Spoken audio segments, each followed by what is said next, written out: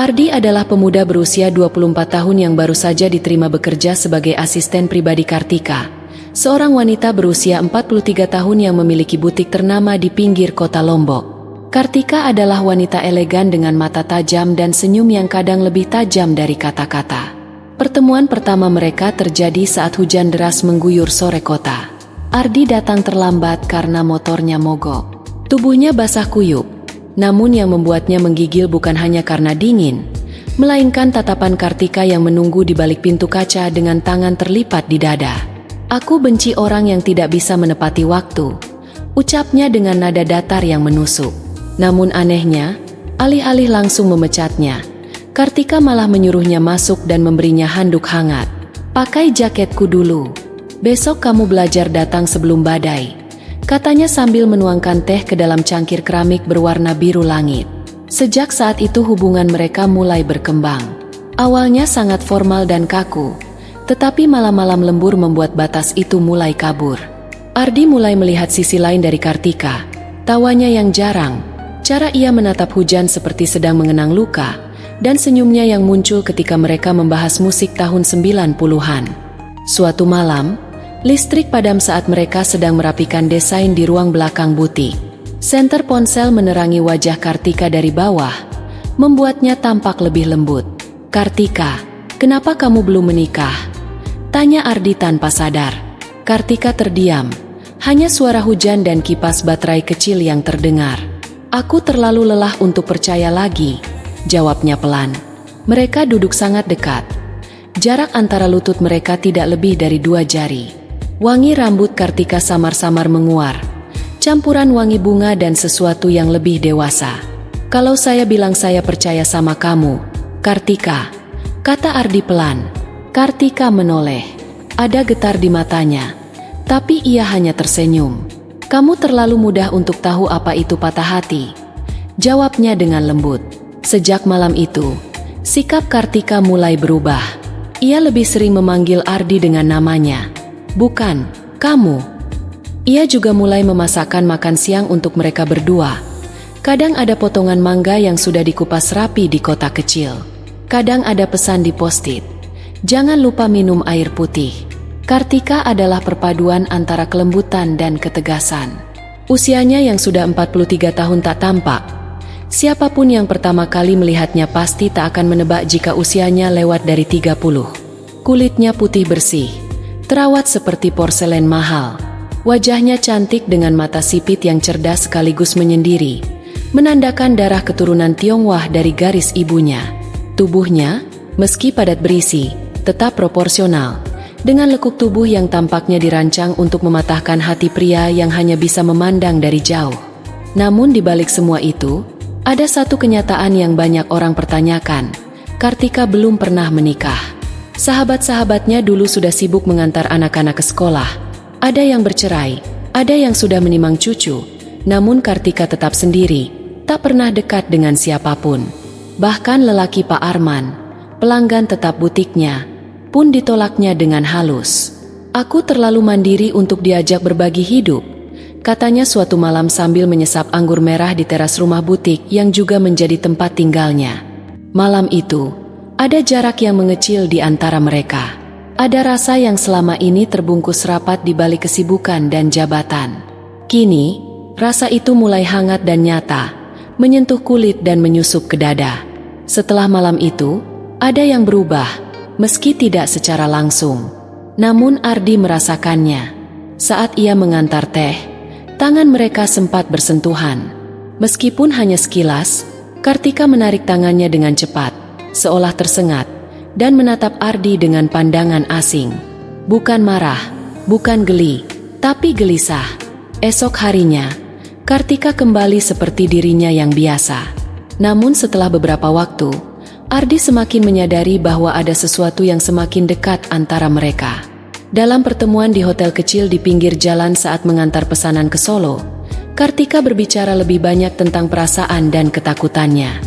"Aku takut jatuh cinta pada orang yang tidak seharusnya," ucap Kartika. Suara seraknya seperti doa. Ardi hanya diam, namun hatinya sudah tahu jawabannya. Ia kini tahu perasaan Kartika yang tersembunyi.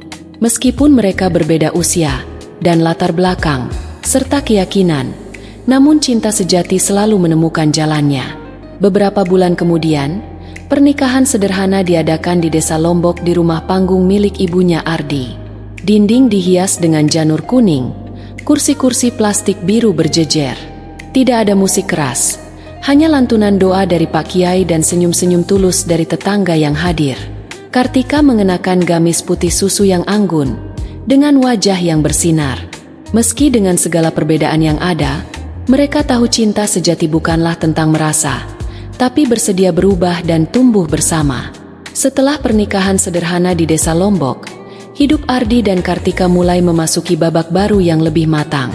Meskipun mereka memiliki perbedaan usia dan latar belakang, ada kebahagiaan yang tak terucapkan dalam rumah kecil mereka di pinggir kota, di tengah hiruk-pikuk kehidupan yang terus berjalan.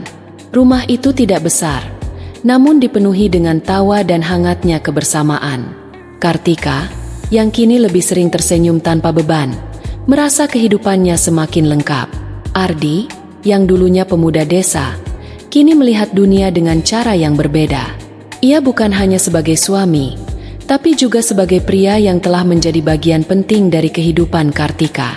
Pada suatu sore yang cerah, mereka duduk bersama di teras belakang rumah sambil menikmati secangkir teh hangat yang selalu dibuat oleh Kartika. Matahari terbenam di balik pegunungan, dan suasana tenang mengiringi setiap kata yang mereka ucapkan. "Kamu tahu, Ardi, kadang aku berpikir, hidup ini sudah cukup untukku," ujar Kartika sambil menatap matahari yang mulai tenggelam. Ardi yang duduk di sampingnya, menggenggam tangan Kartika dengan lembut. "Aku tahu, Bu. Kita telah melewati banyak hal bersama, dan kita bisa terus melangkah bersama." Kartika tersenyum, namun ada kerisauan di matanya. "Tapi ada satu hal yang selalu mengganggu pikiranku. Apa yang akan terjadi jika aku tidak bisa memberi apa yang kamu harapkan?" Ardi menatapnya dengan lembut. "Kartika, aku tidak pernah menginginkan apa-apa lebih dari yang sudah kita punya sekarang. Kamu sudah cukup memberi segalanya, dan itu lebih dari cukup." Namun, Kartika merasa ada yang belum selesai dalam dirinya. Ia merasa peran sebagai seorang ibu yang belum dilakukannya.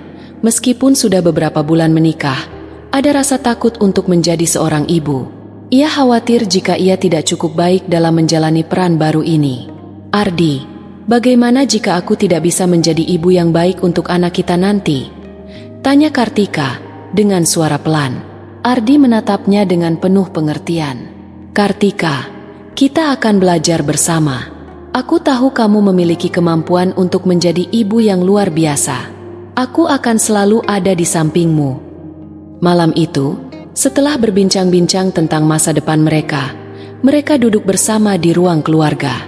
Kartika lebih sering menatap keluar jendela, merenung tentang kehidupan yang akan datang. Namun, ada sesuatu dalam dirinya yang mulai terbuka, sebuah harapan baru yang menyentuh hatinya. Dia tidak lagi merasa takut, karena kini ada Ardi di sisinya. Bulan-bulan berikutnya, hidup mereka penuh dengan perubahan kecil yang membawa kebahagiaan besar. Kartika mulai merasa lebih santai dan lebih percaya diri sebagai seorang istri. Dia mulai merencanakan masa depan mereka dengan lebih matang, dan mereka sering menghabiskan waktu bersama, mengejar impian yang mereka bangun bersama. Suatu hari, setelah beberapa bulan menjalani kehidupan pernikahan mereka, Kartika menyadari bahwa dirinya tengah hamil. Kabar itu membuat mereka berdua sangat bahagia, meski sempat terkejut. Mereka merencanakan setiap langkah untuk menyambut anggota keluarga baru ini. Ardi selalu menemani Kartika ke dokter, memastikan semuanya baik-baik saja. Kehadiran calon anak mereka membawa kebahagiaan yang tak bisa diungkapkan dengan kata-kata. Pada suatu malam yang tenang, setelah mereka mendekorasi kamar bayi, Ardi berbisik pelan kepada Kartika. "Kita siap, kan? Menjadi orang tua bersama." Kartika menatapnya dengan mata berkaca-kaca. "Kita siap, Ardi. Aku tidak akan pernah merasa sendirian lagi. Terima kasih telah berada di sisiku." Mereka berdua duduk di sana, menatap kamar bayi yang masih kosong. Namun, hati mereka sudah dipenuhi dengan harapan dan cinta untuk masa depan yang penuh dengan tantangan baru. Beberapa bulan kemudian, Pada suatu pagi yang cerah, Kartika melahirkan seorang bayi laki-laki yang sehat. Kehadiran anak mereka membuat hidup mereka semakin lengkap. Mereka berdua, yang dulunya merasa cemas tentang masa depan, kini tahu bahwa mereka bisa melewati semuanya bersama-sama. Kehidupan yang dulu penuh dengan ketakutan, kini dipenuhi dengan harapan, cinta, dan tawa. Kartika dan Ardi belajar bersama, tumbuh bersama, dan merawat anak mereka bersama. Mereka tahu bahwa tidak ada yang lebih berharga daripada kebersamaan mereka. Rumah mereka, yang dulunya sederhana, kini menjadi tempat penuh kebahagiaan dan cinta, tempat di mana setiap langkah mereka menuju masa depan yang lebih cerah.